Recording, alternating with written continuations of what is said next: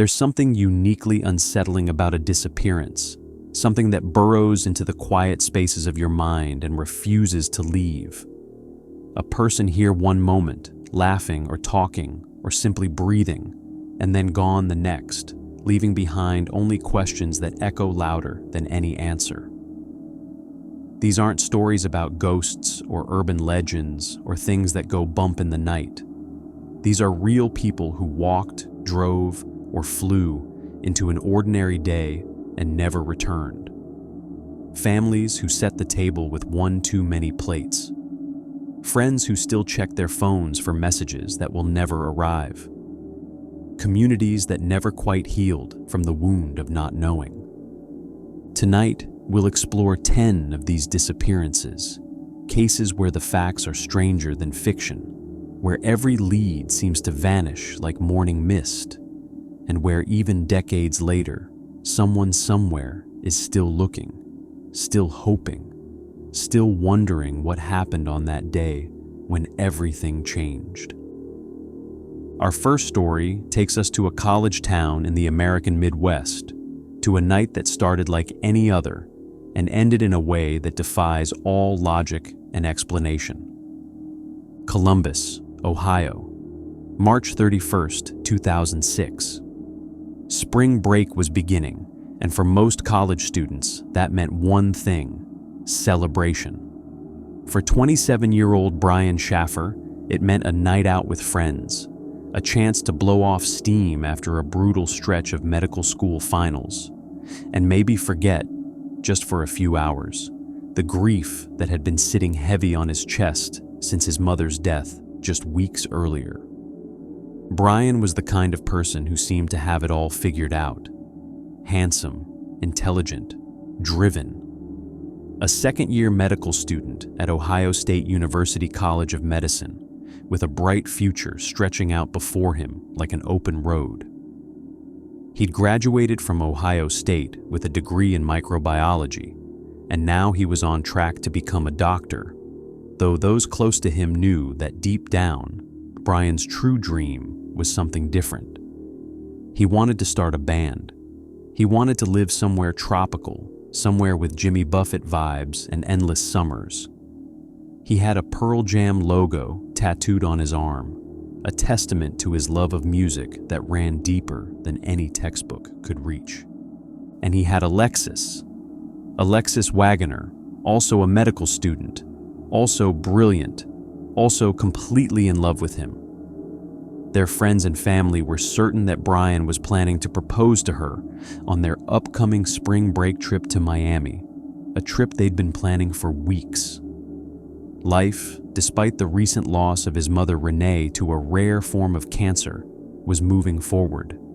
Brian was moving forward. That night, Brian met up with his friend and roommate, William Florence, known to everyone as Clint.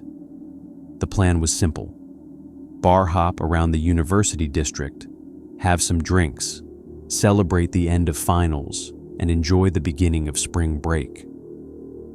They started their evening at the Ugly Tuna Saloona, a popular campus bar on the second floor of a building on North High Street. The name alone conjured images of college chaos, of cheap beer and loud music, and the kind of night you'd tell stories about for years to come. Before heading out, Brian had called Alexis around 10 o'clock in the evening. She was in Toledo visiting her parents before their Miami trip. He told her he loved her. He confirmed their travel plans.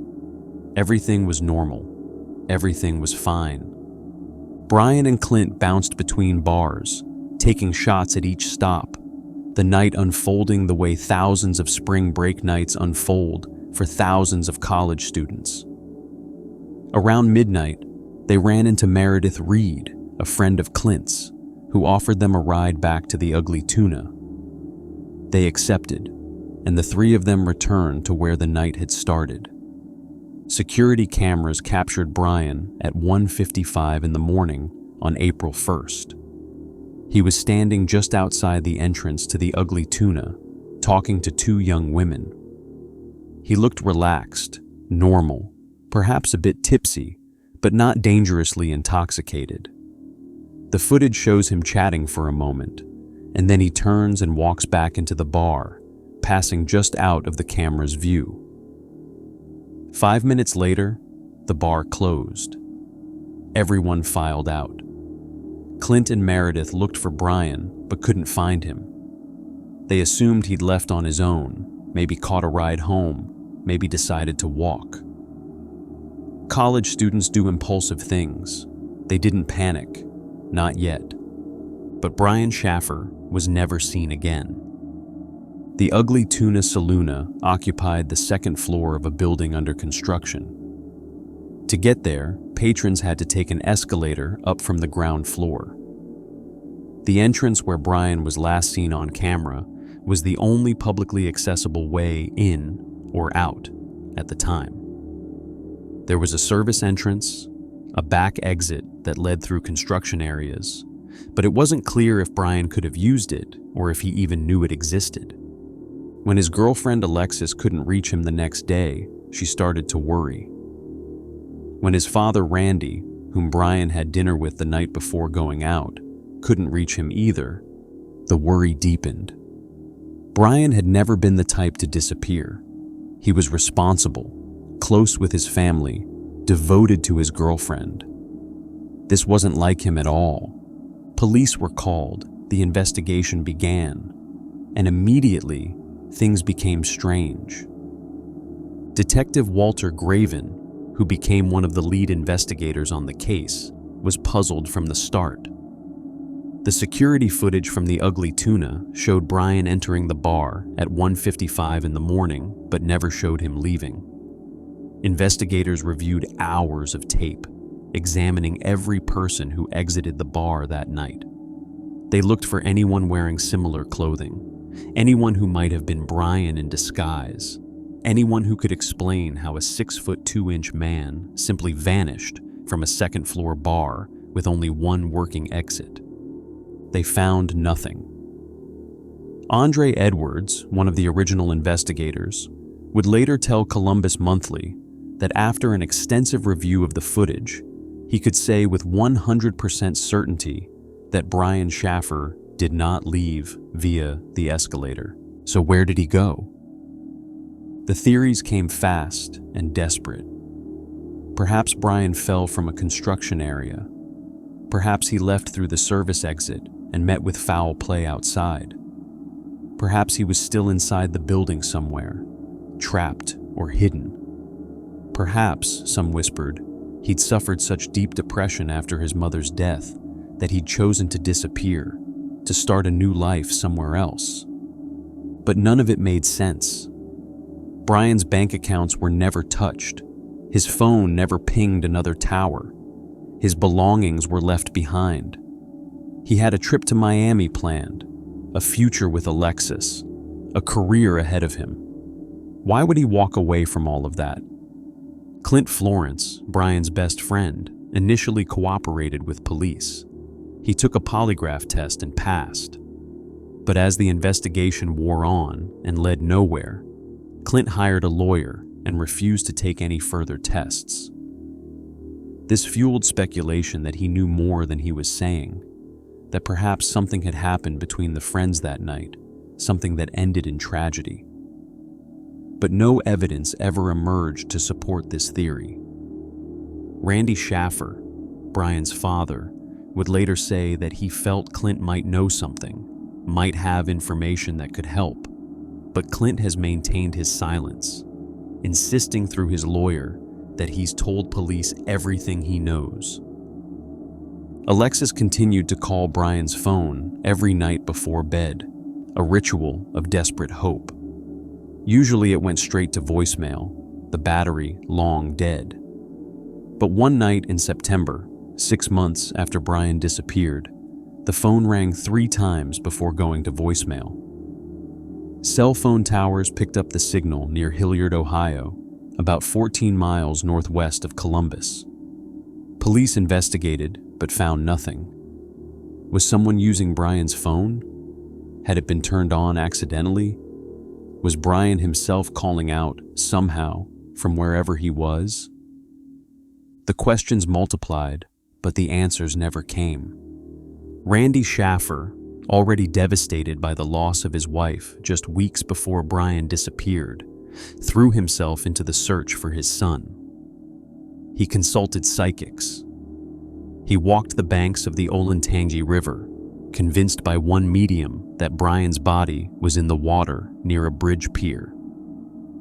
He and Brian's younger brother Derek spent their free time wading through water and brush, searching for any trace, any sign, any final piece of closure.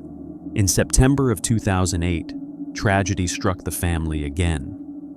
Randy Shaffer was outside his home in Baltimore, Ohio, cleaning up debris after a heavy windstorm when a tree branch broke free and struck him.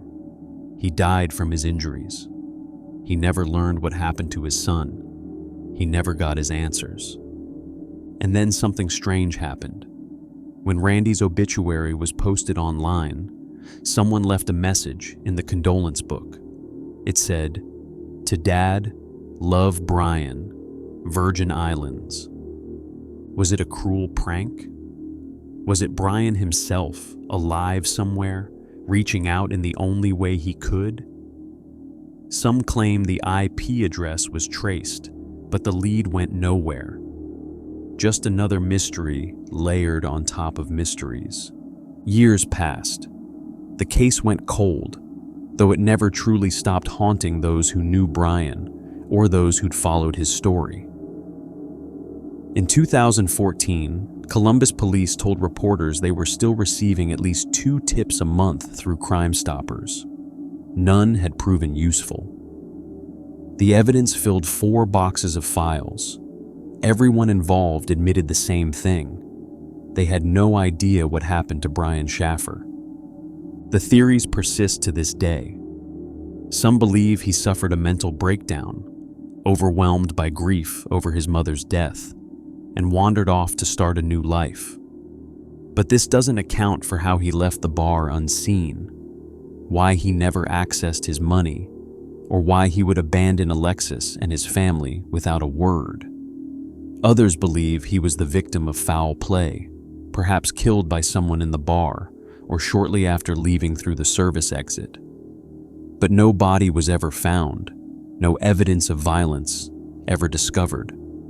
Still others wonder if he's somehow still in that building, if he fell into a space behind walls during construction, if he's been there all along, just feet away from where people come and go every single day.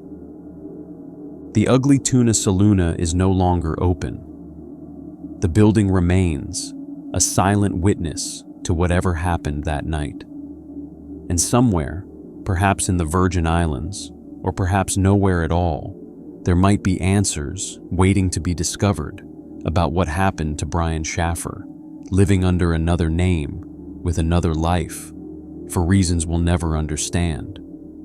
Or perhaps there's just darkness and silence, and a family that will never stop wondering what happened in those few moments when their son, their brother, their love, walked back into a bar and vanished from the world. From a college bar in Ohio, we travel now to the frozen back roads of New England, where another young person, another student with a bright future, made a series of decisions that would lead to one of the internet age's most debated mysteries. Maura Murray was 21 years old, smart, athletic, and at a crossroads. A nursing student at the University of Massachusetts Amherst, she'd previously attended the United States Military Academy at West Point on a congressional nomination, where she'd been a track star. She'd transferred to UMass to pursue nursing, and by most accounts, she was doing well. She had friends. She had a boyfriend. She had a future spread out before her like a map with 1,000 different roads. But something was wrong. Something that Maura never quite put into words. Something that lurked beneath the surface of her achievements and her smile. February 9th, 2004. Monday morning. Maura attended her classes at UMass Amherst as usual. But by early afternoon, something had shifted. She went to her dorm room and packed a bag with several days' worth of clothes, toiletries, textbooks, and workout attire. She gathered up nearly all her belongings, as if preparing for a trip that might last a while. Then she did something strange. She emailed her professors and her work supervisor, telling them there had been a death in the family, and she would need to be away for a week. There had been no death in the family. Everyone she loved was alive and well. So why the lie? Around 3:15 in the afternoon, Maura withdrew $280 from an ATM near campus, nearly draining her bank account. Security footage captured her making the withdrawal, dressed in a dark jacket and jeans, her face calm and composed. Then she drove to a liquor store and purchased a box of wine. By 4 o'clock, she was gone from campus, heading north on Route 91 in her black 1996 Saturn sedan. No one knows exactly where she was going. She'd called a condo rental place in Bartlett, New Hampshire earlier that day, inquiring about availability, but she never made a reservation. She'd also searched for directions to Burlington, Vermont. Was she planning a quiet getaway to clear her head? Was she running from something? Was she meeting someone? Her family insists they have no idea what her plans were that day. What happened next has become one of the most analyzed, debated, and theorized about disappearances in modern American history. Around 7:27 in the evening, on Route 112 near Woodsville, New Hampshire, a sharp, winding road through dense forest, a local resident reported seeing a car off the road. Maura's Saturn had struck a snowbank on a sharp curve and sustained front-end damage. The airbags had deployed, but Maura herself appeared to be uninjured. A local woman living nearby had witnessed the accident and looked out her window. She saw a young woman standing by the Saturn, appearing disoriented but conscious. Another passing motorist, a bus driver named Bruce Atwood, stopped to offer help. The young woman, presumably Maura, told him she was fine, that she'd already called AAA, and asked him not to call the police. Atwood told her he'd call anyway, just to be safe, and drove home to make the call from his landline, as cell service in the area was spotty at best. When police arrived at 7:46, 19 minutes after the initial call, Maura Murray and any trace of her were gone. The Saturn sat locked and abandoned on the roadside. Inside, police found Maura's cell phone, her school books, toiletries, and the box of wine, which had spilled inside the car. The keys were missing. Maura was missing, and she has never been seen again. The initial search was immediate but limited. Police, confused by Maura's sudden disappearance from what appeared to be a simple car accident, canvassed the area with tracking dogs. The dogs followed a scent from the car about 100 feet up the road before losing the trail completely, as if Maura had simply vanished into the winter air or gotten into another vehicle.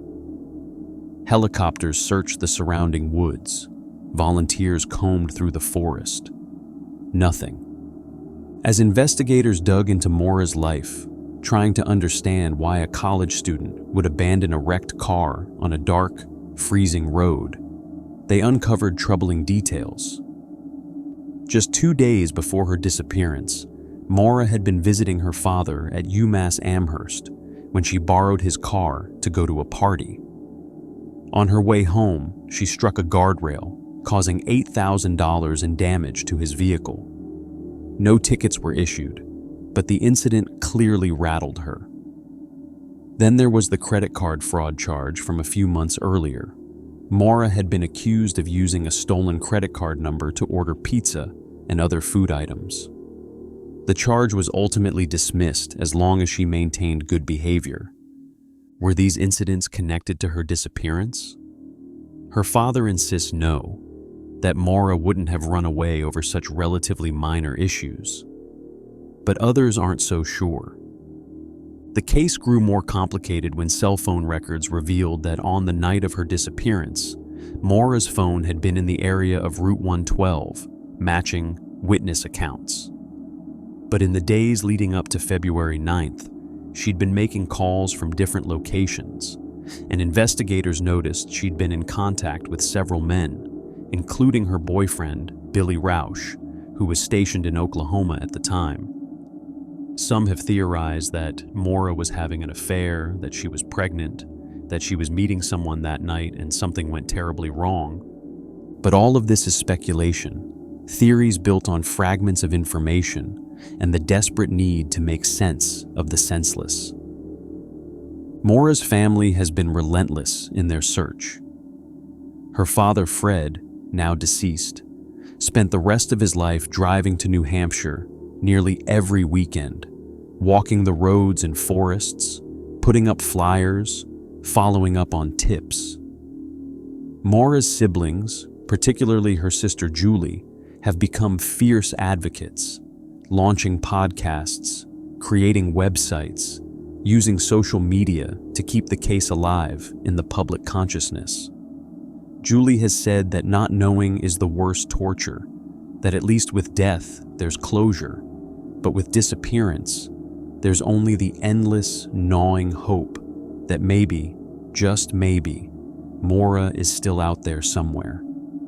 Theories about what happened to Maura Murray could fill volumes. Here are the most prominent. The most straightforward theory is that Maura, disoriented and possibly intoxicated after the crash, wandered into the woods to escape the scene before police arrived. She may have succumbed to hypothermia in the freezing February night, or fallen and injured herself in the dense forest. Despite extensive searches, the wilderness around Route 112 is vast, thick, and unforgiving. A body could remain hidden there for years, decades even. Some believe Maura was picked up by someone with bad intentions, someone who saw a young woman alone on a dark road and seized an opportunity. This would explain why the tracking dogs lost her scent so abruptly. It would explain why no trace of her was found in the surrounding woods. But it raises its own questions. Who was this person? Why has no evidence ever emerged? Why did Maura get into a vehicle with a stranger? Author James Renner, who wrote extensively about Maura's case, theorized that she had a tandem driver, someone following her or meeting her that night, and that she disappeared intentionally to start a new life. Perhaps she was running from the credit card fraud charges. Perhaps she was running from personal problems. Perhaps she simply wanted to vanish. But her family vehemently disputes this, pointing out that Maura left behind everyone she loved without a word, that she never accessed her bank accounts again, that she seemingly vanished without a trace of planning beyond a few days' worth of clothes. In 2005, a man came forward with a rusty, stained knife that he claimed belonged to his brother, who lived near the crash site and had acted strangely after Maura's disappearance. The brother allegedly said he believed the knife had been used to kill Maura. But the man had a history of drug use, and many believed he fabricated the story to claim the reward money. The knife was never tested. 20 years have passed since Maura Murray drove her Saturn into that snowbank. In February of 2024, on the 20th anniversary of her disappearance, the New Hampshire Attorney General's office released an age progression photo showing what Maura might look like at 41 years old. The image haunts anyone who looks at it. An older woman with Maura's features, living a life somewhere, maybe with a new identity, maybe with no memory of who she once was.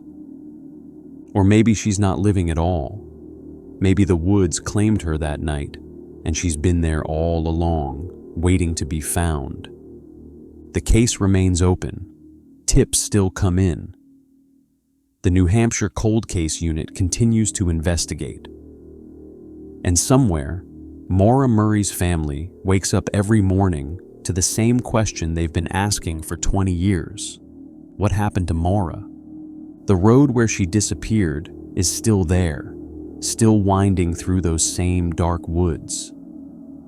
People drive past it every day, most of them never knowing that this was the spot where a young woman vanished into theory, into speculation, into a mystery that may never be solved.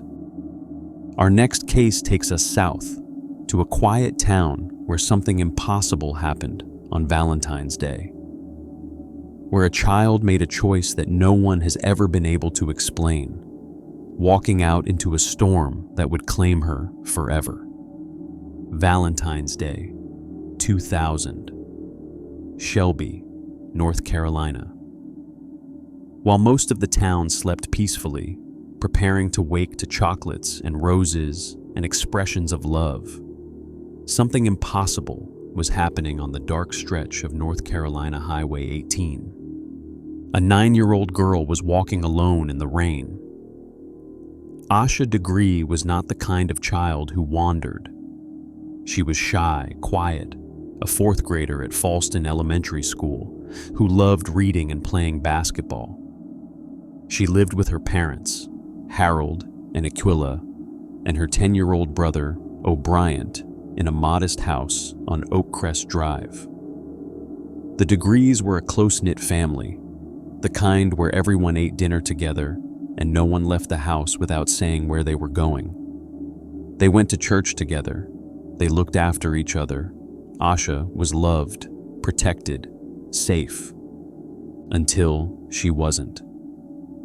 The evening of February 13th, 2000 was unremarkable. Asha and her brother watched television with their parents.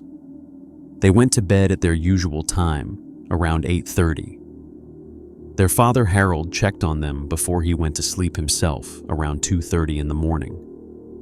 Both children were in their beds, under their covers, exactly where they should be. But at 6:15 the next morning, when Aquila went to wake the kids for school, Asha's bed was empty. Her backpack was gone. Her house key was missing. The door was locked from the inside, meaning Asha had left on her own. But there were no signs of struggle, no forced entry, no indication that anyone had come into the house to take her. Asha Degree had walked out into the night on her own. The question that has haunted investigators for over 2 decades is simple and impossible. Why? The family immediately called the police. By mid-morning, search parties were forming. The community mobilized, desperate to find the little girl before something terrible happened. And then the first witness report came in. A truck driver traveling on Highway 18 around 4 in the morning had seen a young black girl walking along the side of the road. He was certain of what he saw. A small figure, alone, about 1.5 miles from Asha's home. He'd been so concerned that he turned around to check on her, but by the time he came back, she was gone. He'd seen her run into the woods. Another driver reported the same thing. A little girl matching Asha's description, walking along Highway 18 in the pre-dawn darkness, in the rain, during a storm. When the driver turned around to help her, she fled into the tree line. These sightings were confirmed. Multiple witnesses, multiple locations, all describing the same impossible scene. Asha Degree, a shy 9-year-old girl, walking alone on a dangerous highway at 4 in the morning in terrible weather, fleeing from people who tried to help her. The questions came fast. Was she running away? From what? Her parents insisted there were no problems at home, no abuse, no reason for Asha to leave. She wasn't in trouble at school. She had no conflicts with friends. She'd been looking forward to a basketball game and a sleepover that was coming up. She was a happy child. Was she lured? Had someone groomed her online or through phone calls? But investigators found no evidence of suspicious communications. The Degrees' computer showed no concerning activity. Their phone records revealed nothing unusual. Was she sleepwalking? It seemed absurd, but desperate investigators considered every possibility. Except sleepwalkers don't pack a backpack. They don't take their house key. They don't flee into the woods when someone approaches. The search for Asha Degree became one of the largest manhunts in North Carolina history. Hundreds of volunteers combed through the woods along Highway 18. Helicopters circled overhead. Bloodhounds tracked scents. Police interviewed neighbors, family friends, anyone who might have information. They found some of Asha's belongings near where she was last seen: a hair bow, a pencil, small items that confirmed she'd been there. But Asha herself had vanished. 17 months later, in August of 2001, construction workers were digging along Highway 18 in Burke County, about 26 miles north of Shelby, when they unearthed something wrapped in 2 black plastic garbage bags. Inside was Asha's backpack, still packed with the clothes she'd taken from home that night. The backpack also contained items that didn't belong to Asha: a book, McElligot's Pool by Dr. Seuss, that had been checked out from her school library in early 2000, and a New Kids on the Block concert t-shirt that her family didn't recognize. The backpack had been buried deliberately. Someone had wrapped it carefully, driven it 26 miles from where Asha was last seen, and hidden it alongside the highway. Why? For years, the case went cold. Leads dried up. Theories circulated, but led nowhere. Asha's parents never stopped believing she was alive. They held vigils. They prayed. They kept her room exactly as she'd left it. They celebrated her birthday every year, setting a place for her at the table, never losing hope that one day she'd come home.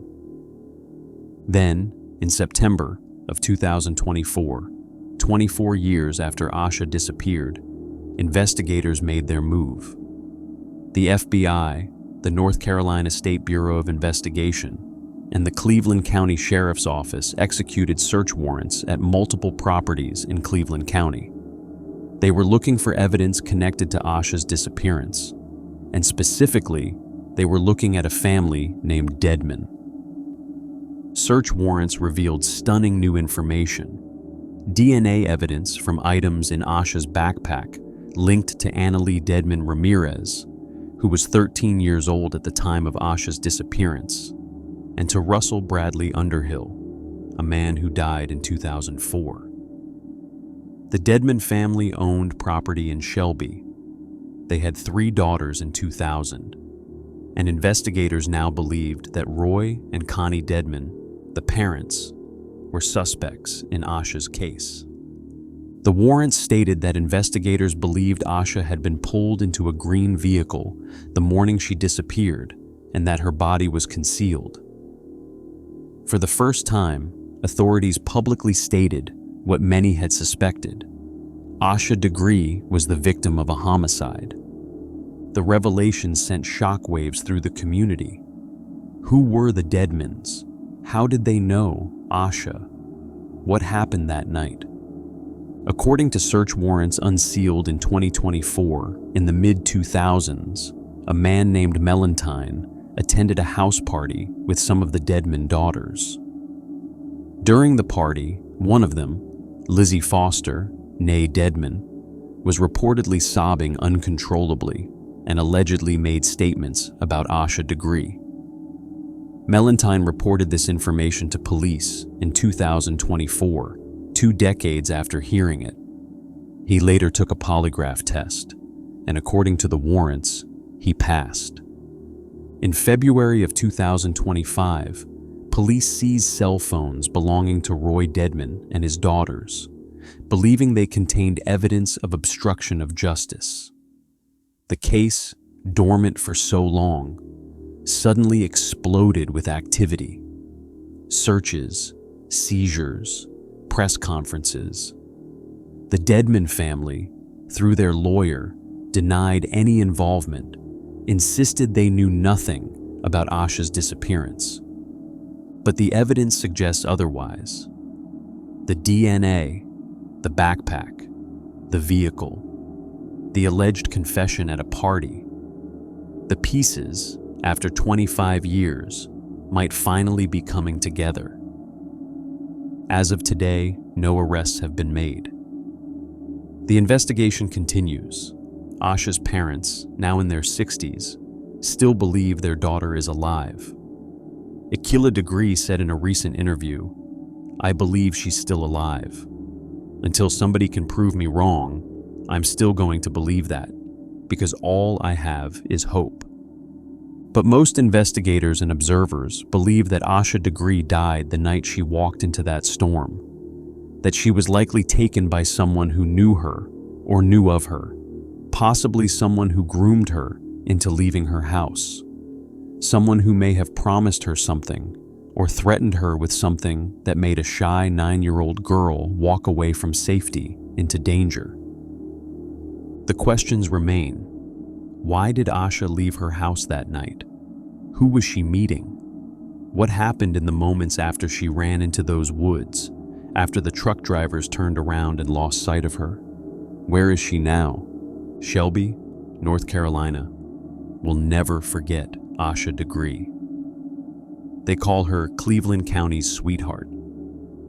Her face is on billboards and flyers and websites. Her story is told and retold, a cautionary tale and a tragedy and a mystery that refuses to be solved. But maybe, finally, after 25 years, the truth is emerging from the darkness. Maybe the people responsible will face justice. Maybe Asha's parents will get the answers they've been praying for since that Valentine's Day morning when they woke to find their daughter gone. And maybe, in some small way, Asha Degree will finally be able to rest. We cross the Pacific now to another summer day, another beach, another tragedy that changed a nation forever. This story takes us to Australia in the 1960s, to a time when children still played freely, when parents trusted the world to keep them safe, until the world proved them wrong. January 26, 1966. Australia Day.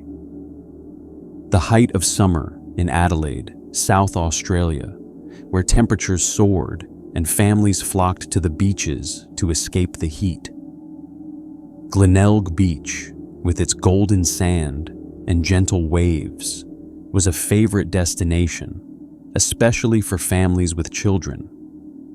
It was considered safe, friendly, the kind of place where kids could play unsupervised without worry. The Beaumont family lived in the suburb of Somerton Park, not far from Glenelg. Grant and Nancy Beaumont had 3 children: Jane, 9 years old, Arna, 7, and Grant Jr., 4. The kids were well behaved, responsible for their ages, and had been to Glenelg Beach many times before. Jane, the oldest, knew the bus routes. She knew how to get there and how to get home. Nancy trusted her completely. That Australia Day morning, Nancy gave the children some money for snacks and sent them off to the beach. They took the bus, just a 5-minute ride, arriving at Glenelg around 10 in the morning. They planned to be home by 2 in the afternoon, around lunchtime, just a quick trip to the beach, a chance to swim and play and enjoy the holiday. Nothing unusual, nothing to worry about. But 2 o'clock came and went. The children didn't come home. Nancy waited. She told herself they'd just lost track of time, that they'd be home any minute. But as the hours stretched on, her worry deepened. By 4 o'clock, she was frantic. She called her husband and together they drove to Glenelg, searching the beach, asking everyone they saw if they'd seen 3 children, 2 girls and a little boy, playing by the water. No one had seen them leave, but several people remembered seeing them during the day. A witness recalled seeing the 3 Beaumont children playing near the water. They'd been with a tall, thin man, maybe in his 30s, with light hair. The man was playing with them, buying them snacks, laughing. At the time, the witness assumed he was their father. But Grant Beaumont had been nowhere near Glenelg that day. Other witnesses came forward with similar stories. The children had been seen at a local bakery buying pies and pasties, paying with a 1-pound note. This was strange because Nancy had only given them a few coins, certainly not a pound note. Where had they gotten the extra money? They'd been seen playing under the sprinklers at Collie Reserve, laughing and running through the water. They'd been seen with the man again, this thin, tall stranger who seemed so friendly, so trustworthy. And then, sometime in the early afternoon, they were gone. The search began immediately. Police combed Glenelg Beach and the surrounding areas. Volunteers joined in, desperate to find the children before dark. Days turned into weeks, weeks turned into months. But Jane, Arna, and Grant Beaumont were never found. The case shocked Australia. It was, and remains, one of the nation's most infamous unsolved mysteries. The disappearance of the Beaumont children changed Australian society in fundamental ways. Before that day, parents routinely let their kids roam free, trusting in the safety of their communities. After that day, everything changed. Doors were locked, children were watched. The innocence of an era was shattered. Theories about what happened to the Beaumont children have multiplied over the decades. The most widely accepted theory is that they were abducted by the man witnesses saw them with, a predator who targeted vulnerable children, gained their trust, and then lured them away. But who was he? Despite numerous suspects over the years, no one has ever been definitively identified. In 1966, a Dutch psychic named Gerard Croiset was brought to Australia by a wealthy businessman hoping to solve the case. Croiset claimed he had visions of the children's fate, that they'd been trapped under the floor of an old brick factory. With no evidence except the psychic's claims, concerned citizens raised $40,000 to demolish the building and search beneath it. They found nothing. Croiset's story changed daily. His involvement was a spectacle that led nowhere. Over the years, various suspects emerged. In 2013, investigators excavated part of a factory owned by a man named Harry Phipps after allegations emerged that he may have been involved in the abduction. Phipps had died in 2004, but suspicions about his potential involvement had circulated for years. According to some reports, his son claimed he'd seen his father with children who might have been the Beaumonts on the day they disappeared, allegedly watching from a treehouse as they were carried to a car. The excavation found only animal bones, and the allegations remain unproven. Other suspects included convicted child killers and serial predators who'd been in Adelaide in 1966. Bevan Spencer von Einem, who murdered the son of a prominent newsreader in the 1980s, was investigated for possible involvement. Derek Percy, another child killer, was questioned but ruled out.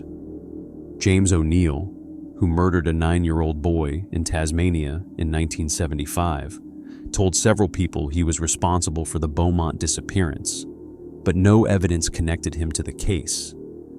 The most credible suspect remains unknown, identified only by witness sketches. a thin man in his 30s with fair hair, the man who played with the children, who bought them food, who convinced them to trust him. Somewhere, this man lived out the rest of his life knowing what he'd done. Perhaps he's dead now. Perhaps he took his secrets to the grave.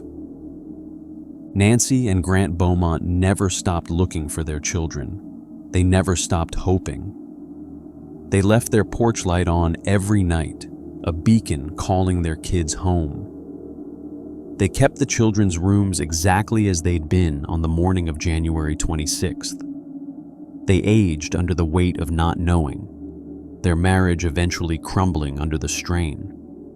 Nancy died in 2019 at 92, never knowing what happened to her children. Grant died in 2023 at age 97, equally in the dark. The Beaumont children would be in their 60s now, if they survived. Jane would be around 67 or 68. Arna would be around 65 or 66. Grant Jr. would be around 62 or 63. Perhaps, in some impossible scenario, they're out there somewhere, living under different names, with no memory of who they once were, of the family that never stopped looking for them. But most people believe they died that day in 1966, that whatever happened to them happened quickly, that the beach claimed them and gave nothing back. The case remains open. In 2018, South Australia's government increased the reward for information to $1 million Australian dollars. Tips still come in occasionally, though none have led anywhere. The families of those who were children in Adelaide in 1966 still remember the fear, the suspicion, the way everything changed after the Beaumonts disappeared. Glenelg Beach is still there, still beautiful, still filled with families on hot summer days. But there's a shadow over it now, a memory that won't fade. Every January 26th, people think of Jane and Arna and Grant, 3 kids who went to the beach one ordinary day and never came home. 3 kids who trusted the wrong person and paid the ultimate price. Their story is a reminder that monsters don't look like monsters. They look like everyone else. They smile. They're friendly. They offer kindness until the moment they don't. And sometimes they take everything, leaving behind only questions that echo through decades, through generations, through a nation that will never forget the day the beach became a nightmare. From the past, we move now to the present, to a case that unfolded in the age of smartphones and social media and constant connectivity, to a disappearance that was captured on camera, watched by millions, and yet remains as inexplicable as any mystery from decades ago. This is the story of a tourist who became the most famous missing person on the internet. Lars Mittank was 28 years old, from the small town of Itzehoe in Schleswig-Holstein, Germany. He worked at a power plant and was living what everyone who knew him described as a completely normal life. He had friends, he had a girlfriend. He was close with his parents, especially after his father suffered a stroke. Lars was the kind of person who helped out at his parents' house after work, who showed up when he was needed, who lived a quiet, stable existence without drama or mystery. Until late June of 2014, when Lars took his first trip outside of Germany. He and 5 friends decided to vacation at Golden Sands, a popular resort near Varna, Bulgaria. They left on June 30th for what would be a week of sun, beach, cheap drinks, and relaxation. The kind of trip thousands of young Europeans take every summer. For the first several days, everything was perfect. Lars and his friends swam in the pool, played football on the beach, went clubbing at night. They were having a great time, Lars was relaxed, in a good mood, enjoying himself. There was absolutely nothing to suggest that anything was wrong, nothing to hint at what was coming.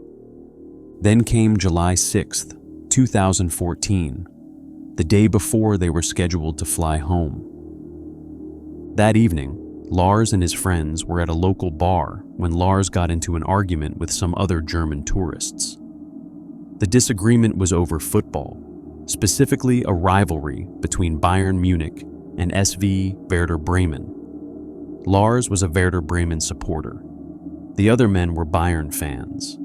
It was the kind of drunken debate that happens in bars around the world, usually amounting to nothing more than raised voices and wounded pride. But this argument escalated. Lars left his friends at some point and disappeared for the rest of the night. His friends didn't see him again until the following morning, when he showed up at their resort and told them he'd been beaten up. He said that the men from the bar, or men they'd hired, had jumped him. He had an injured jaw and a ruptured eardrum. The injuries were real. What caused them remains unclear. Lars went to see a doctor who examined him and prescribed antibiotics. The doctor also advised Lars not to fly due to his ruptured eardrum, warning that changes in air pressure could cause serious complications. Lars's friends offered to stay with him in Bulgaria until he healed, but Lars insisted they go ahead with their plans. He'd be fine on his own. He'd catch a later flight. They reluctantly agreed and flew home on July 7th as originally planned, and that's when Lars Mittank's behavior became strange, deeply, inexplicably strange. Lars checked into a cheap hotel near the airport, the Hotel Color, in an unfamiliar area. Almost immediately, he called his mother. He told her to cancel his credit card because he believed it had been copied when he checked into the hotel. He told her he was being followed by 4 men. He said he was in danger. His mother, Sandra, tried to calm him down, tried to understand what was happening. But Lars was panicked, paranoid. Over the course of the night, he called and texted her multiple times. He asked about the medication the doctor had prescribed. He expressed fear that people were trying to hurt him. He sounded terrified. Hotel security cameras captured Lars during this time. The footage is eerie. It shows him pacing the hallways, hiding in the elevator, leaving the building at midnight and returning hours later. But the cameras show no one else. No men following him. No threats. Just Lars, alone with his terror. On the morning of July 8th, Lars texted his mother to say he was at the airport.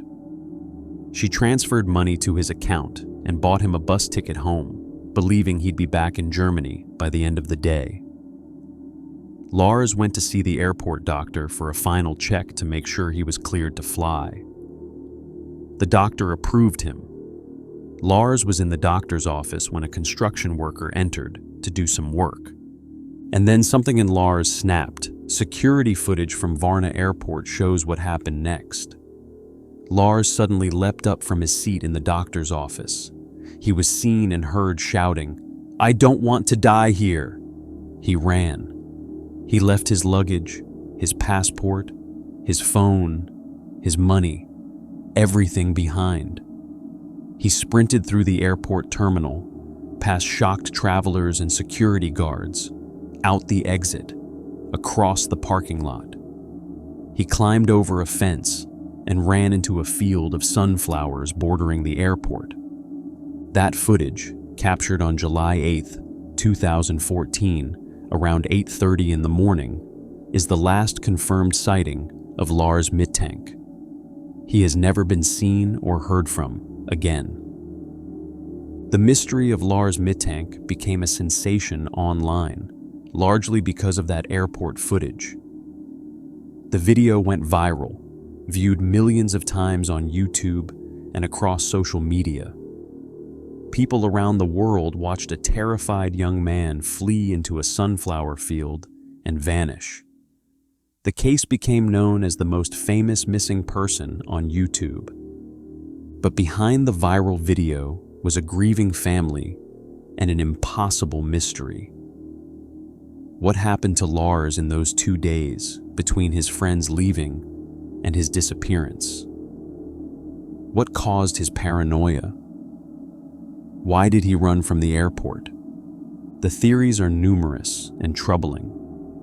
The doctor who prescribed antibiotics initially suggested that Lars might have been experiencing a rare side effect of the medication, which can cause hallucinations and paranoia in some patients. But the airport doctor, Kosta Kostov, revealed that Lars had never actually filled the prescription. He hadn't been taking the antibiotics, so his behavior couldn't have been caused by them. Some believe Lars suffered a psychotic break, possibly triggered by the head injury he sustained during the fight. Head trauma can sometimes cause dramatic personality changes and paranoid behavior. But Lars had no history of mental illness, and the symptoms came on so suddenly, so severely, that it seemed unlikely. Others wonder if Lars was telling the truth, if he really was being followed, if he was caught up in something dangerous. Did he witness something he shouldn't have? Did the fight at the bar involve more than just football rivalry? Was he targeted by criminals who threatened him? But if so, who were they? And why has no evidence of their existence ever emerged? The most disturbing theory is that Lars was involved in something illegal, perhaps drug trafficking, and that he panicked when he realized he was in danger. But there's no evidence to support this. Lars's friends and family insist he was just a normal guy on vacation, not someone involved in criminal activity. Bulgarian authorities searched the area around the airport extensively. They used dogs, helicopters, volunteers. They found nothing. No trace of Lars in the sunflower fields or the surrounding countryside. It was as if he'd simply evaporated. Over the years, there have been reported sightings. Someone claimed to see Lars in Canada. Another tip came from South America. Someone reported seeing him living homeless in Germany. None of these sightings were ever confirmed. None led anywhere. Sandra Mittank, Lars's mother, has become a tireless advocate for her son. She's appeared on television in Germany and Bulgaria. She's worked with private investigators. She's consulted psychics out of desperation. She refuses to give up hope that Lars is out there somewhere, alive, possibly suffering from amnesia or some other condition that prevents him from coming home. But the most likely explanation, according to most experts, is that Lars died shortly after running from the airport. Perhaps he succumbed to injuries from the fight. Perhaps he had a medical emergency in the field and his body was missed during searches. Perhaps he encountered someone who harmed him. Without finding Lars or his remains, we'll never know for certain. The case remains unsolved. Lars Mittank remains missing. And somewhere in Bulgaria, or somewhere else entirely, there might be a 38-year-old man who used to be Lars Mittank, living under a different name, with no memory of who he once was. Or there's just silence and sunflowers and a family that wakes up every day to the same question they've been asking for 10 years. Where is Lars? Back in the United States, in the vast farmlands of the Midwest, another young man vanished under circumstances that seem almost impossible. This disappearance is unique because his parents were on the phone with him when it happened. They heard his last words. They heard the moment everything changed. And then they heard nothing at all. Brandon Swanson was 19 years old, friendly, intelligent, and excited about his future. He'd just completed his first year at Minnesota West Community and technical college in Canby, Minnesota, where he was studying wind energy. Brandon had big dreams. He wanted to build a career in renewable energy. He'd been accepted to Iowa Western College for the fall semester and was looking forward to leaving home for the first time, to starting his adult life in earnest. But first, there was a party to celebrate the end of spring semester. May 13th, 2008. The last day of classes. Brandon met up with friends in Canby for drinks and celebration. He wasn't a heavy drinker, and according to those who saw him that night, he seemed to be in good spirits, but not overly intoxicated. Just a normal night for a normal college kid. Around midnight on May 14th, Brandon said his goodbyes and got into his car to drive home to Marshall, Minnesota, about 30 minutes away. He should have taken Highway 68, a straight shot home. Instead, for reasons that remain unclear, he took back roads, rural roads, gravel roads that wound through farmland in the dark. And somewhere along the way, Brandon's car slid into a ditch. It was shortly after midnight, now early morning, on May 14th, when Brandon called his parents. He told them his car had become high-centered in the ditch, meaning it was stuck but not damaged. He wasn't hurt, but he needed help getting home. He told his parents he believed he was near Lind, a small town about 7 miles from Marshall. Brandon's parents, Brian and Annette, immediately got into their truck and headed out to find him. They kept Brandon on the phone, trying to pinpoint his exact location. Brandon tried to direct them, describing what he could see: fields, a few houses, some lights in the distance.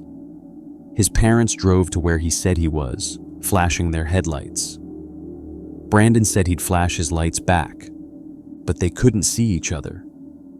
Despite being on the phone together, despite both flashing their lights, they couldn't find one another. Something was wrong with Brandon's sense of where he was. As the minutes ticked by, both parents and son grew frustrated. Brandon finally told his parents he was going to start walking toward the lights he could see, toward what he thought was Lind. He said he'd walk to a local bar there and his father could pick him up. Brian Swanson drove to the bar and waited. Brandon said he was on his way. Father and son continued talking. 47 minutes into the call, Brandon was describing where he was walking, trying to navigate by whatever landmarks he could make out in the darkness. And then, suddenly, Brandon interrupted himself. He shouted, "Oh shit!" loud enough that his father heard it clearly through the phone. And then silence. The phone went dead. Brandon was gone. Brian tried calling back immediately. Again and again, he dialed his son's number. Each time, the call went through, but no one answered. Brian drove around searching, calling Brandon's name into the night. Nothing. No response. No sign of his son. By morning, when Brandon still hadn't turned up, his parents reported him missing, but the police didn't take it seriously at first. "It's his right to be missing," one officer reportedly told the worried parents. They advised Brian and Annette to just wait. Young men Brandon's age often stay out all night. He'd probably turn up soon. But when police finally did investigate, they discovered something baffling. Brandon's cell phone record showed that on the night he disappeared, he'd been near Porter, Minnesota, not near Lind, where he thought he was. Porter was 25 miles away from Lind, 25 miles in the opposite direction from his home. How could Brandon have been so confused about where he was? And if he was near Porter, what did he see when he said, "Oh shit"? What happened in that moment? Police found Brandon's car later that day. It was in a ditch near Taunton, between Porter and Marshall.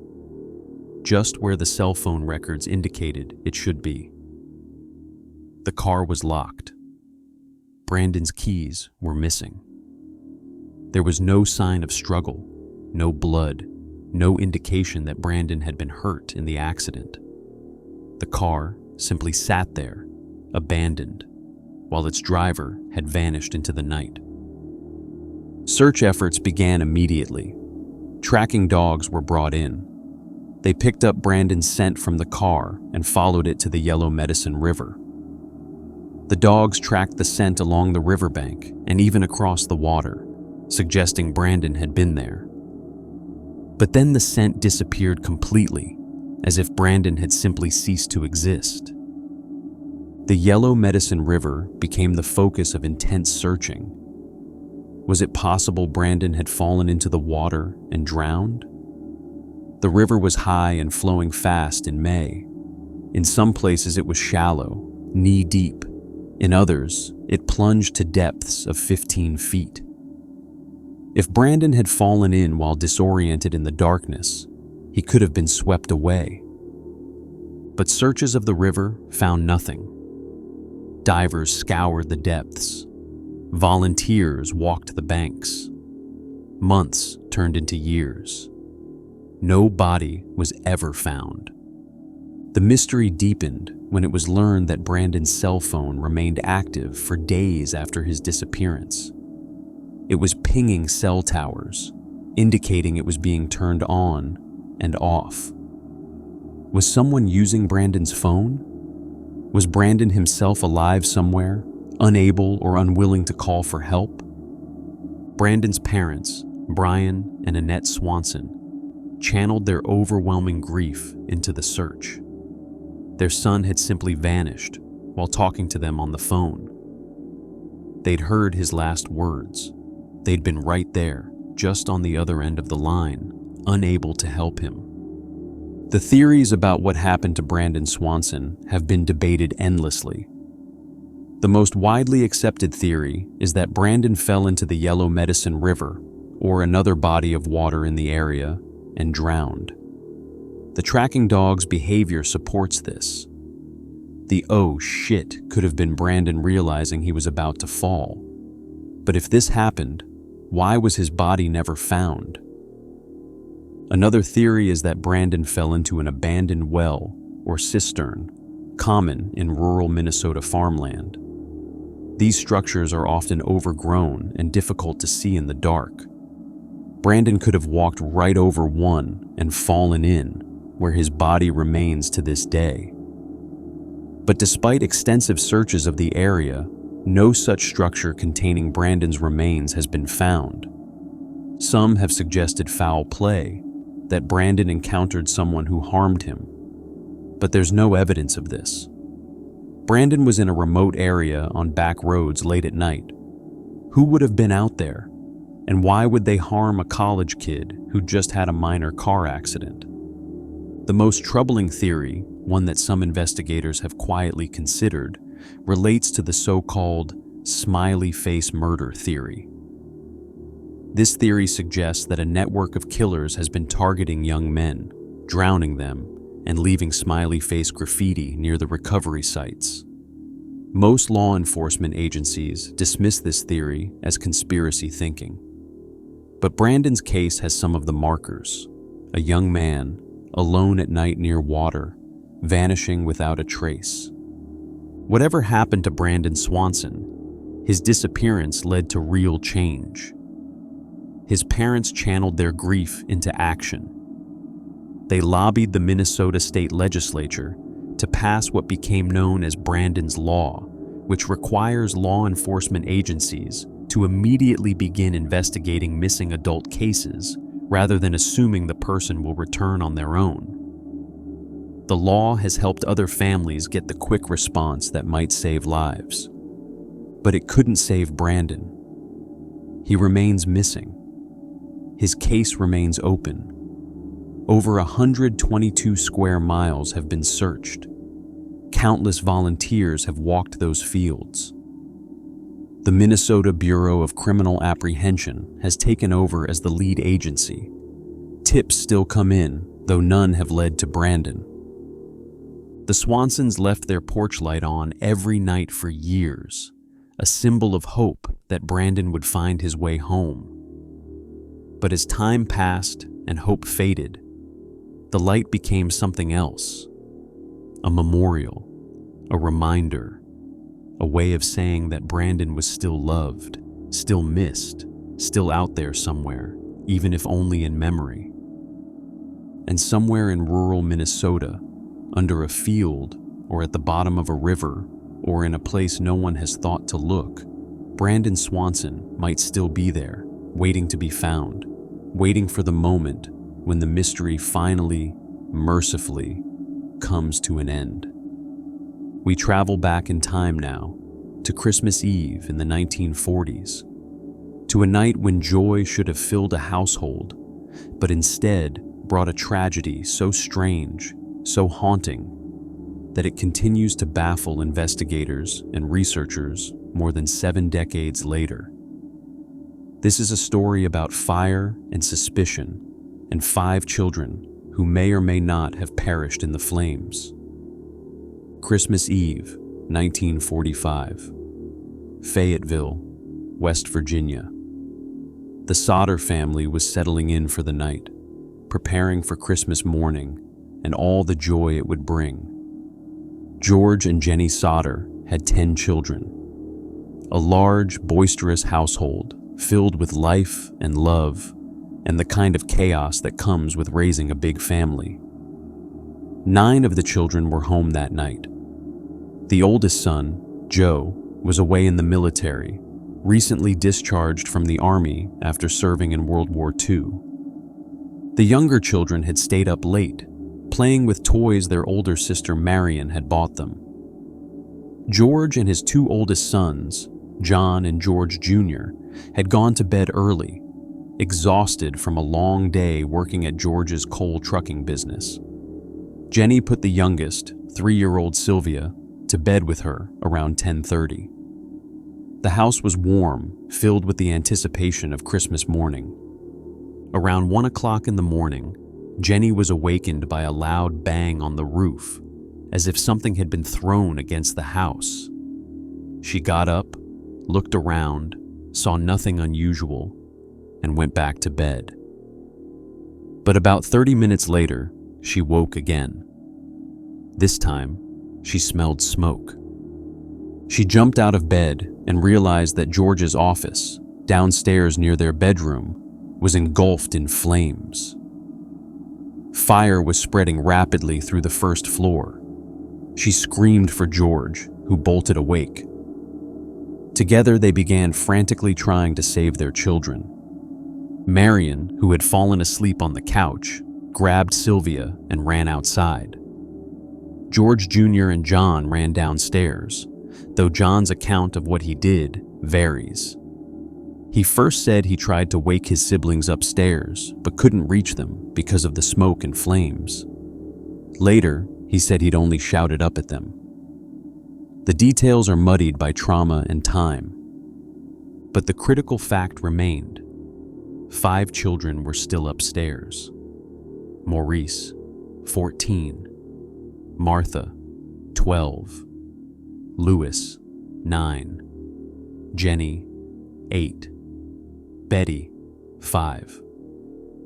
They were in the attic, where they slept. The staircase leading up to them was already consumed by fire.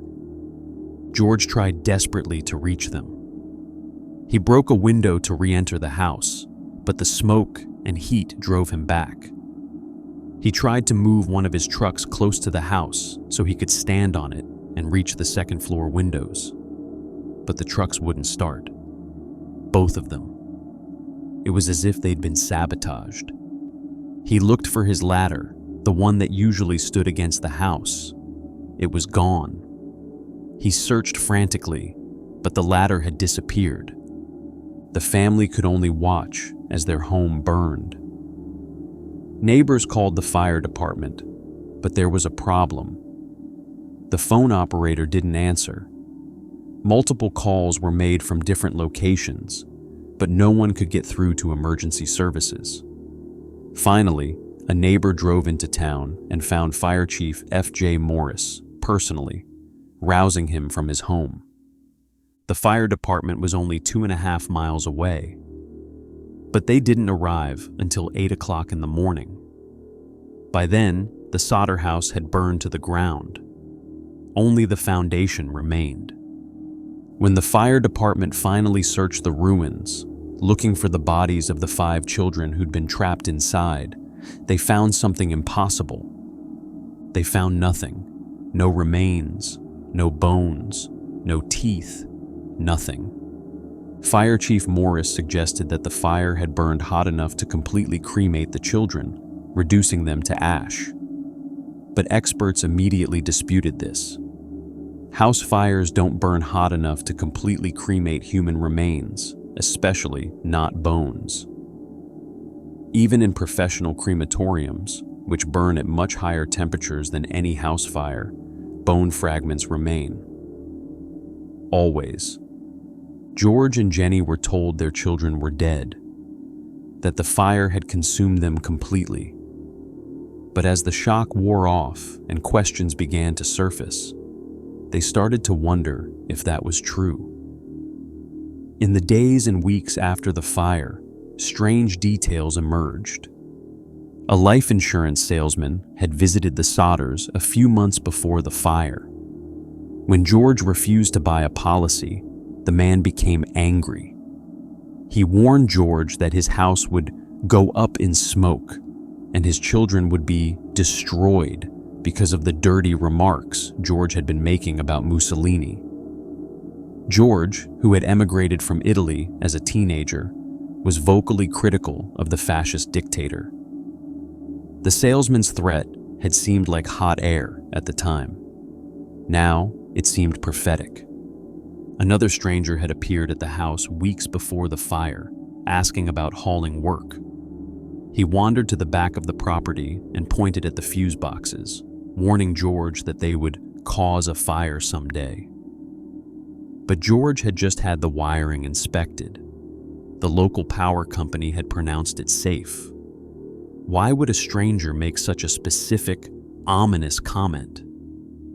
Then there was the missing ladder, the trucks that wouldn't start, the phone lines that didn't work when neighbors tried to call for help.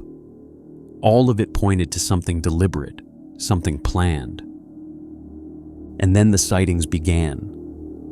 A woman who ran a hotel in Charleston claimed she'd seen the 5 Sodder children about a week after the fire. They'd come in around midnight with 2 men and 2 women, all of whom appeared to be of Italian extraction. The woman said the children looked well cared for, but sad. When she asked them questions, the adults ushered them out quickly. Other witnesses reported seeing the children in different locations. A woman saw them peering out of a car while the fire was still in progress. Sightings came from across West Virginia, then from other states. Always the 5 children, always with adults who seemed to be guarding them. George and Jenny refused to believe their children were dead. They hired private investigators. They put up billboards along Route 16 with pictures of the children and a $5,000 reward for information. The billboard would stand for decades, a haunting presence on the highway, 5 young faces staring out at passing motorists, asking silently, "What happened to us?" In 1949, George had the former site of the house excavated, searching for any evidence of the children's remains. Workers found something shocking: human vertebrae. George was devastated, believing this finally confirmed that his children had died in the fire. But when the bones were sent to the Smithsonian for analysis, the report raised more questions than it answered. The vertebrae belonged to a single individual, likely a male between 16 and 22 years old, not 5 children, and the bones showed no evidence of having been in a fire. The Smithsonian couldn't explain how they'd ended up at the site. Whispers suggested they'd come from a cemetery in nearby Mount Hope, deliberately planted to mislead the investigation. But by whom and why? Over the years, the Sodder case attracted national attention. The West Virginia legislature held hearings. Investigators from across the country examined the evidence. But no one could definitively say what had happened to Maurice, Martha, Louis, Jenny, and Betty Sodder.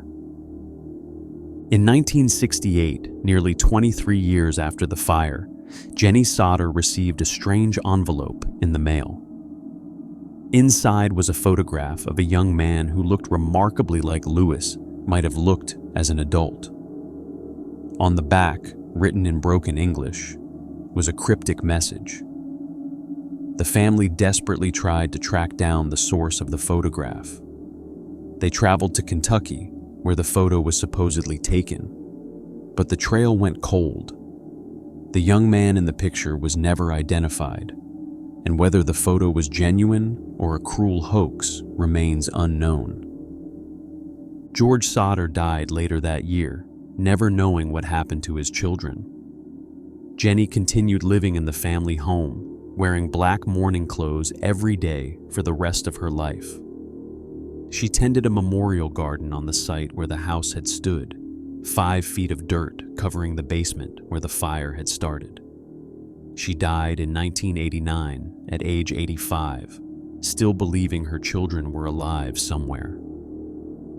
The youngest surviving child, Sylvia, who was only 3 on the night of the fire, spent her entire life searching for answers alongside her siblings who'd made it out. She died in April 2021 at age 79, the last of the Sodders who'd lived through that terrible night. So, what really happened? The theories fall into 3 main categories. The official theory is that the children died in the fire, and their remains were somehow completely destroyed or removed. But this requires believing that a normal house fire cremated 5 bodies beyond all recognition, something experts say is virtually impossible. The most popular theory among the family and many investigators is that the fire was set deliberately as a distraction while the children were kidnapped. Some have speculated it was revenge against George for his anti-Mussolini comments. Others have theorized it was connected to organized crime. Perhaps someone saw an opportunity to take the children for their own purposes. This theory would explain the threats before the fire, the sabotaged trucks and missing ladder, the phone lines that wouldn't work, and the sightings of the children afterwards. But it doesn't explain why no one ever came forward, why no ransom was demanded, or why the children, if they survived, never tried to contact their family. A darker theory suggests the children were taken by a child trafficking ring operating in the area. West Virginia in the 1940s had pockets of poverty and isolation where such crimes could occur. The children could have been taken, their identities erased, sold, or given to other families. This might explain the sightings and the photograph of the young man who might have been Louis. But again, no evidence has ever emerged to confirm this. The truth, whatever it is, died with the people who knew it. If the children survived, they'd be in their 80s and 90s now. If they died that night, their remains are somewhere, hidden or lost, or buried in a place no one has found. The Sodder Children case remains officially unsolved. The state of West Virginia closed it decades ago, calling it hopeless. But the family never gave up. The billboard stood until 1989, when Jenny finally agreed to take it down. By then, the 5 faces of the missing children had become an indelible part of West Virginia folklore, a Christmas tragedy that refuses to fade, a mystery that still haunts anyone who hears the story. And every Christmas, people in Fayetteville think about the Sodders. They wonder about the 5 children who were there one moment and gone the next, about the family that never got closure, about the questions that will forever remain unanswered. Now we come to perhaps the most famous disappearance on our list, a case that has entered American folklore, that inspired countless theories and captured the imagination of a nation. This is the story of a man who committed a perfect crime, or at least a crime so audacious and so successfully executed that 50 years later, we still don't know his name. Thanksgiving Eve, 1971. Northwest Orient Airlines, Flight 305 from Portland, Oregon to Seattle, Washington. A routine flight on a rainy, overcast evening. The plane was a Boeing 727 with 36 passengers aboard and a crew of 6. Among the passengers was a man who'd purchased his ticket under the name Dan Cooper. He was described as being in his mid-40s, wearing a dark suit, a white shirt, a black tie, and sunglasses. He carried a briefcase. He seemed like just another business traveler heading home for the holiday. Nothing about him stood out. Nothing suggested he was about to commit one of the most audacious crimes in American history. Shortly after takeoff, the man calling himself Dan Cooper handed a note to Florence Schaffner, one of the flight attendants. At first, she thought it was the typical thing men on planes sometimes did, hitting on the staff, so she tucked the note away without reading it. But Cooper leaned over and said quietly, "Miss, you'd better look at that note. I have a bomb." Florence opened the note. It read, in neat handwriting, "I have a bomb in my briefcase. I will use it if necessary. I want you to sit next to me. You are being hijacked." Florence sat down next to him, trying to remain calm. Cooper opened his briefcase just enough for her to see inside. She later described seeing wires, red sticks that looked like dynamite, and a battery. Whether it was a real bomb or an elaborate fake, Florence couldn't tell. But it looked real enough. Cooper's demands were specific. He wanted $200,000 in $20 bills, 4 parachutes, and a fuel truck standing by in Seattle. He was calm, polite even. He ordered a bourbon and soda. He paid for his drinks. He didn't threaten anyone beyond showing the alleged bomb. He simply waited as the captain relayed his demands to authorities on the ground. While the plane circled Seattle, the FBI and law enforcement scrambled to meet Cooper's demands. They gathered the money, marking the bills so they could be traced. They collected the parachutes. Everything Cooper asked for was ready and waiting when Flight 305 finally landed at Seattle-Tacoma International Airport around 7:39 in the evening. Cooper allowed all the passengers to leave. He let most of the crew disembark as well. Only the pilot, co-pilot, flight engineer, and 1 flight attendant remained. The money and parachutes were brought aboard. Cooper examined everything carefully. Then he gave new instructions. The plane was to take off again and fly toward Mexico City at minimum speed with the landing gear down and the flaps at 15 degrees. He specified an altitude of 10,000 feet and told the pilots not to exceed 150 knots. At 7:46 in the evening, the plane took off from Seattle. Cooper sent the remaining flight attendant to the cockpit and told her to stay there. He was alone in the passenger cabin now, with $200,000, 4 parachutes, and a plan. Somewhere over southwestern Washington, between Seattle and Reno, sometime around 8 o'clock in the evening, Cooper did something remarkable. He opened the rear air stair door of the Boeing 727, strapped on one of the parachutes, secured the money to his body, and jumped into the darkness. Into freezing rain, into a storm, into the night. The crew felt the plane shift slightly as Cooper jumped, a small change in cabin pressure. But they didn't realize what had happened until they landed in Reno and discovered the rear door open, Cooper gone, and half the parachutes missing. The largest manhunt in FBI history immediately began. Authorities calculated the approximate area where Cooper would have landed based on the plane's speed, altitude, and flight path. It covered rough, forested terrain in southwestern Washington. Search teams combed through the area for weeks, looking for any sign of Cooper, the parachute, or the money. They found nothing. Over the next several years, the FBI investigated over 1,000 suspects. They followed leads across the country. They analyzed every detail of the hijacking, but they couldn't identify Cooper. No one matching his description had been reported missing. No one came forward with information. The case went cold. Then, in February of 1980, something remarkable happened. A young boy named Brian Ingram was on a family camping trip along the Columbia River near Vancouver, Washington. He was digging in the sand when he unearthed 3 packets of $20 bills.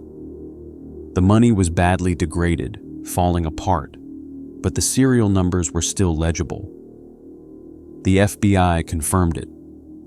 This was money from the Cooper ransom. About $5,800 in total. But this discovery raised more questions than it answered. How did the money get to the Columbia River, miles from the estimated jump zone? Had Cooper landed there? Had the money washed down from somewhere else? Why was only a small portion found? Where was the rest? And where was Cooper? The FBI officially closed the Cooper case in 2016 after 45 years of investigation. They determined it was unlikely Cooper survived the jump. The conditions were terrible: freezing rain, darkness, winds, jumping at night into rough terrain wearing a business suit and loafers. He had no hiking boots, no survival gear, no way to navigate once he landed.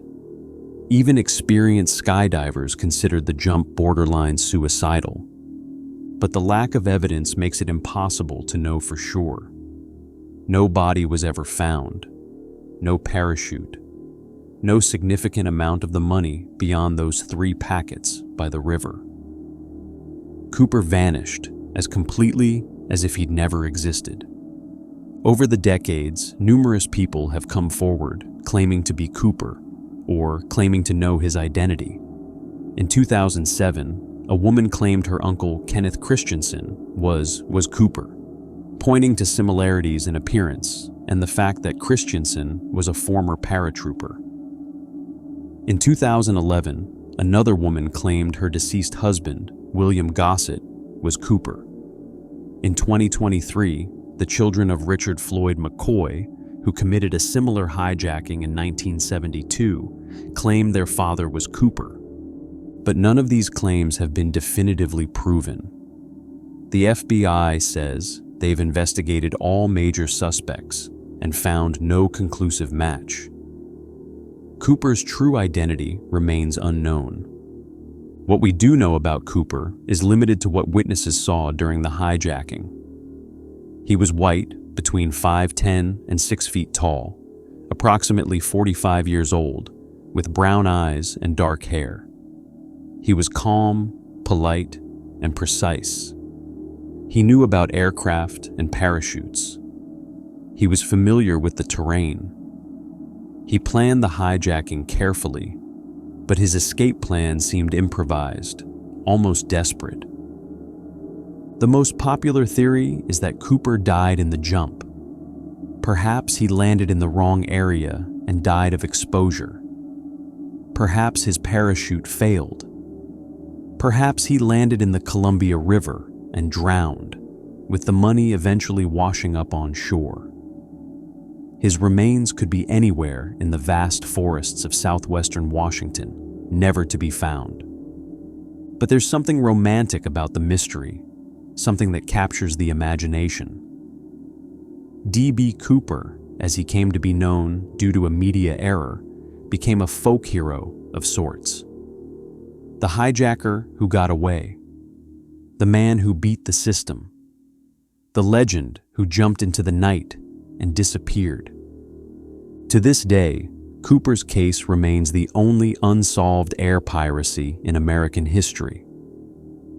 Every November, on the anniversary of the hijacking, people gather in the Pacific Northwest to celebrate Cooper's feat, to speculate about what happened, to keep the legend alive.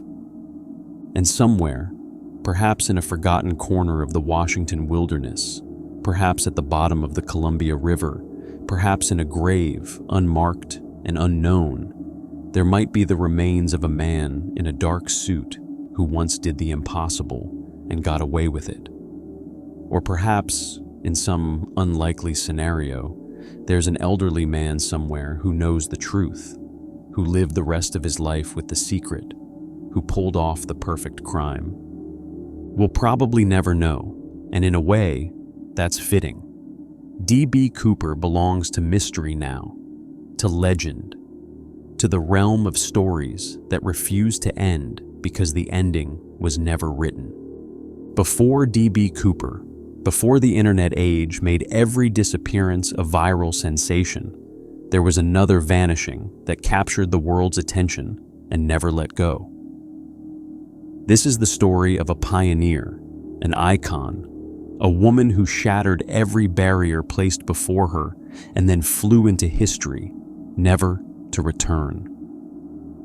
Amelia Earhart was already famous when she disappeared.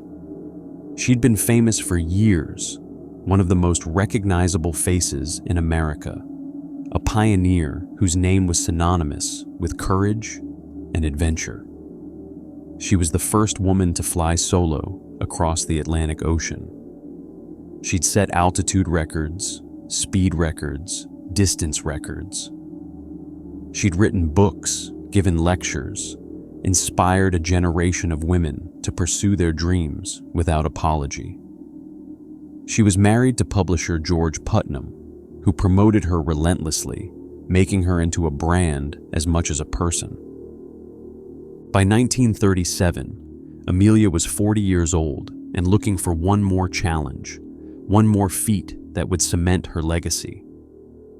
She decided to fly around the world at the equator, a route longer and more dangerous than anyone had attempted before. If she succeeded, she'd be the first woman to do it, adding another line to a resume already overflowing with firsts. She wasn't flying alone. Her navigator was Fred Noonan, an experienced aviator who'd navigated Pan Am's Pacific routes and knew the ocean better than almost anyone. Together, they would pilot a twin-engine Lockheed Electra, modified for long-distance flight with extra fuel tanks. The plan was to fly west from California, making stops in South America, Africa, India, and the Pacific Islands, eventually returning to the United States after completing a roughly 29,000-mile journey. They departed Miami on June 1st, 1937. For the next several weeks, everything went according to plan. Amelia and Fred made their scheduled stops, refueled, rested, and continued on. They flew across South America, then across the Atlantic to Africa. They traversed India and Southeast Asia. By late June, they'd reached Lae, New Guinea, having completed nearly 22,000 miles of their journey. They were 2/3 of the way home. The next leg was the most dangerous, a 2,500-mile flight across the Pacific Ocean to tiny Howland Island, a speck of land barely visible even in perfect conditions. Howland was so small that finding it would require precise navigation, perfect weather, and a bit of luck. The U.S. Coast Guard cutter Itasca was stationed near Howland to provide radio guidance and serve as a rescue vessel if needed. On July 2nd, 1937, at 10:00 hours local time, Amelia and Fred took off from Lae. They were heavily loaded with fuel, barely clearing the trees at the end of the runway. Radio operators in Lye picked up their last clear transmission at 10:30. Then they flew into the vast Pacific, aiming for an island they could barely hope to see. For the next several hours, the Itasca attempted to establish clear radio communication with Amelia's plane. The transmissions were sporadic, broken, often unintelligible. Amelia's voice came through occasionally, saying they were flying at various altitudes, that they were on course, that they were searching for Howland. But she either couldn't hear the Itasca's responses or wasn't tuned to the right frequency. The communication was one way, desperate, increasingly frantic. At 7:42 in the morning, Amelia transmitted, "We must be on you but cannot see you. Gas is running low. Been unable to reach you by radio." At 8:43, her last clear transmission came through. "We are running north and south." She was indicating they were flying a search pattern, trying to locate Howland, burning their remaining fuel in an increasingly hopeless search. And then, silence. Nothing more was ever heard from Amelia Earhart or Fred Noonan. The Itasca immediately began searching the area around Howland Island. Within days, a massive search operation involving multiple ships and aircraft scoured 6,500 square miles of ocean. They found nothing. No wreckage, no oil slicks, no signs of a crash, no life rafts, no bodies. Nothing. The search continued for weeks. The Navy deployed 9 ships and 66 aircraft, covering an area of 150,000 square miles. It was the most extensive air and sea search in naval history up to that time. But the Pacific Ocean is vast beyond comprehension, and Amelia's plane had vanished completely. Officially, Amelia and Fred were declared dead in January 1939, more than a year after their disappearance. But the mystery of what happened to them has never been solved, and theories about their fate continue to emerge nearly 90 years later. The most widely accepted theory is that Amelia and Fred simply ran out of fuel while searching for Howland Island and crashed into the ocean. This explains why they were never found. The Pacific is deep, unforgiving, and capable of swallowing wreckage without a trace. If they went down even a few miles from where searchers were looking, they would never be found. But this straightforward explanation doesn't satisfy everyone. Over the decades, more elaborate theories have emerged. Some believe Amelia and Fred crash-landed on Gardner Island, now known as Nikumaroro, an uninhabited atoll about 350 miles southeast of Howland. This theory gained traction when researchers from the International Group for Historic Aircraft Recovery found possible evidence of a temporary survival camp on the island. They discovered artifacts including pieces of glass, buttons, and fragments of aluminum that could have come from an aircraft. Most intriguingly, they found what might be the remains of a compact and a sextant box, items Amelia might have had with her. However, the connection between these items and Amelia's flight remains speculative and debated among researchers.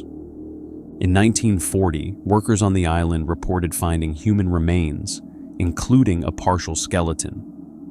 The bones were examined by a doctor at the time, who concluded they belonged to a European male.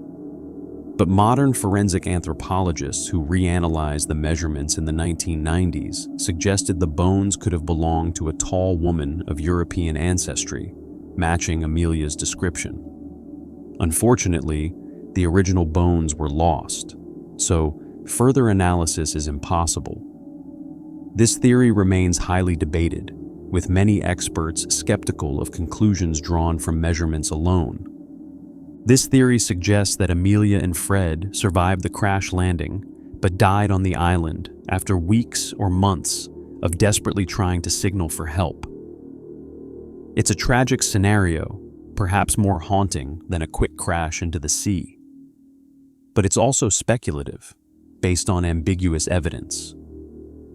A more controversial theory suggests Amelia and Fred were captured by the Japanese military after crash landing in the Marshall Islands. According to this theory, they were taken to Saipan and either executed as spies or died in captivity. This theory relies largely on secondhand testimony from Marshall Islanders, who claim to have seen a white woman and man under Japanese guard in the late 1930s. Some eyewitnesses even claim to have seen Amelia's plane, but no concrete evidence has ever supported this theory. The US government investigated it extensively and found no proof. Japan has denied any knowledge of Amelia or Fred. Most historians and researchers dismiss the capture theory as unfounded. What we know for certain is this: Amelia Earhart and Fred Noonan took off from Leh on July 2nd, 1937, flew into the Pacific Ocean, and were never seen again. Everything else is speculation, educated guesses built on fragments of evidence and the human need to solve mysteries. Amelia's disappearance captivated the world. She was at the height of her fame, a symbol of possibility and courage. Her vanishing seemed impossible, tragic, the kind of ending that felt unworthy of someone who'd accomplished so much. How could someone so visible, so celebrated, so alive, simply cease to exist? Her husband, George Putnam, never remarried. He spent the rest of his life dealing with her estate and fending off conspiracy theories. He died in 1950, less than 13 years after Amelia disappeared, never knowing what happened to his wife. Amelia's legacy extends far beyond her disappearance. She inspired countless women to pursue aviation, to believe they could do anything men could do, to reach for the sky without apology. Her life was a testament to courage, to the refusal to accept limitations, to the belief that the impossible was just a challenge waiting to be overcome. But her ending haunts us. Not knowing feels wrong, incomplete. We want closure. We want to know if she died quickly in a crash or survived for weeks on a deserted island. We want to know if she suffered or if the end came mercifully fast. We want to believe that somewhere, in the vast Pacific, or on a forgotten island, or in a file in some government archive, there's an answer waiting to be found. Maybe someday, new technology or a lucky discovery will solve the mystery of Amelia Earhart.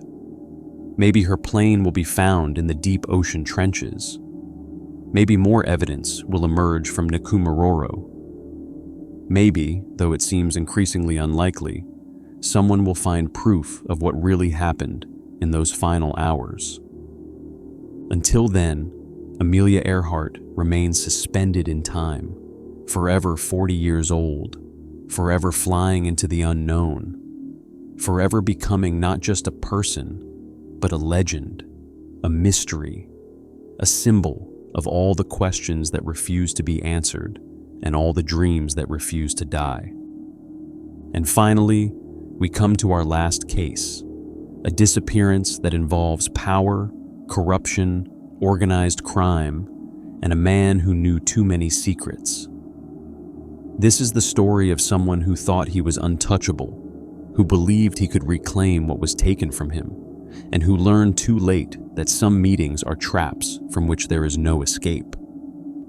Jimmy Hoffa was not a subtle man. He was loud, charismatic, tough, and utterly fearless.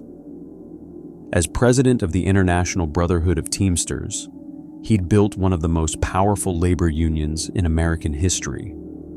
By the early 1970s, the Teamsters represented over 2 million workers, controlled billions of dollars in pension funds, and had the ear of politicians across the country. Hoffa was one of the most influential people in America, capable of shutting down entire industries with a word.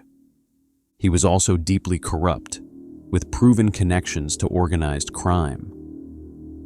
The Teamsters Pension Fund was used to finance mob operations. Hoffa worked closely with major crime figures, using their muscle to maintain control of the union and eliminate rivals.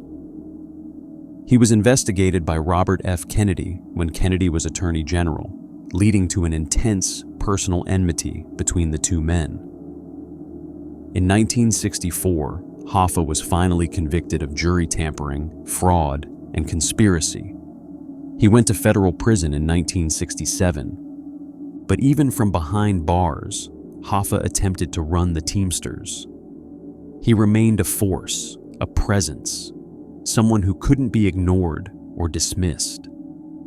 In 1971, President Richard Nixon commuted his sentence, releasing him early.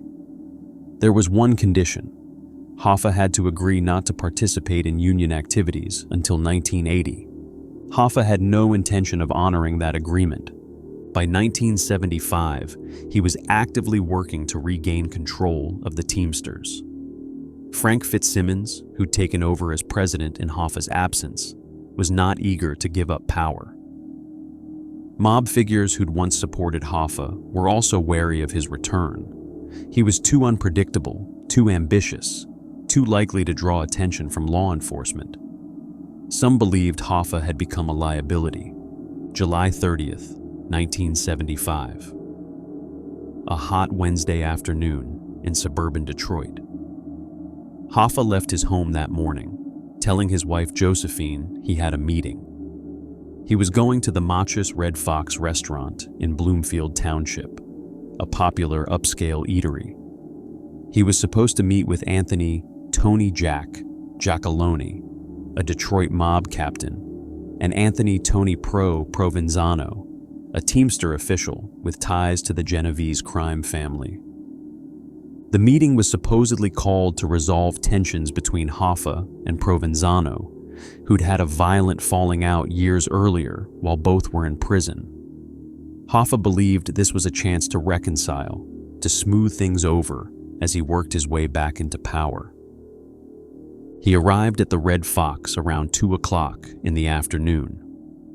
Hoffa called his wife from a payphone in the restaurant at 2:15, telling her he'd been stood up, that the men he was supposed to meet hadn't shown up. He said he was going to wait a little longer. That phone call was the last time anyone heard from Jimmy Hoffa. Witnesses later reported seeing Hoffa in the parking lot of the Red Fox around 2:45, apparently getting into a car. One witness said he saw Hoffa get into a maroon Mercury driven by someone Hoffa seemed to know. Another witness reported seeing Hoffa in a vehicle with multiple other men. The details vary, but the general picture is consistent. Hoffa left the Red Fox with someone he trusted, someone he willingly got into a car with, and he was never seen again. When Hoffa didn't return home that evening, his wife called the police. His car was found in the restaurant parking lot, unlocked, with no signs of struggle. Inside was nothing unusual, just Jimmy Hoffa's car, sitting in the hot sun, waiting for an owner who would never return. The investigation began immediately and quickly became one of the largest and most expensive missing persons investigations in American history. The FBI poured resources into finding Hoffa, interviewing hundreds of witnesses, following thousands of leads. They believed almost from the start that Hoffa had been murdered by organized crime figures who saw him as a threat. But believing and proving are different things. Over the decades, numerous people have claimed to know what happened to Hoffa. Some say he was killed in a mob-connected house in Detroit and his body taken to a mob-owned trash compactor, where it was crushed and disposed of. Others have speculated his body was buried under what was then Giant Stadium in New Jersey, though this theory has been widely debunked. Still others believe he was cremated, or thrown into a lake, or buried in Michigan, or transported to Florida and dumped in the Everglades. The theories are endless, each more elaborate than the last. But despite all the speculation, despite all the supposed deathbed confessions and informant testimony, Jimmy Hoffa's body has never been found. In 2013, the FBI received a tip that seemed credible enough to warrant action. They were told Hoffa's body was buried beneath a barn in Oakland Township, Michigan. They obtained a warrant and excavated the site, looking for any trace of remains. They found nothing.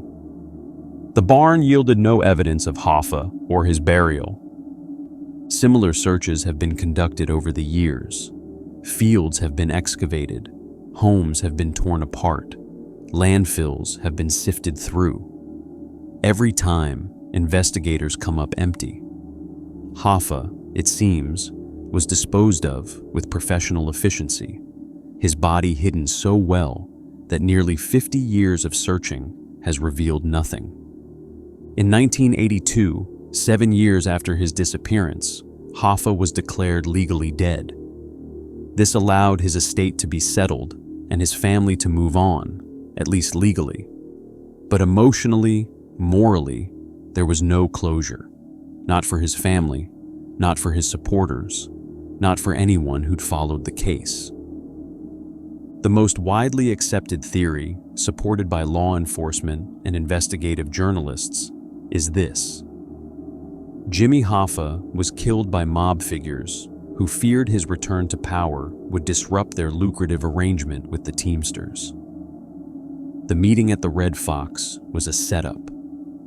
Hoffa was picked up by men he trusted, men he'd worked with for years.